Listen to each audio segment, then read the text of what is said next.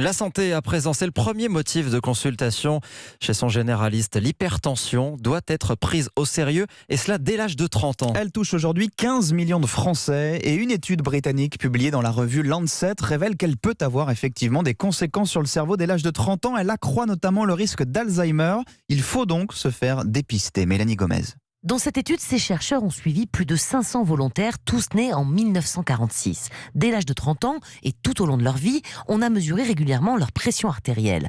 Résultat, ce que cette équipe a montré, c'est que les patients qui avaient de l'hypertension artérielle, c'est-à-dire plus de 14,9 sur l'appareil, et ceux dès la trentaine, avaient plus de risques de souffrir de maladies cérébrales aux alentours de 70 ans.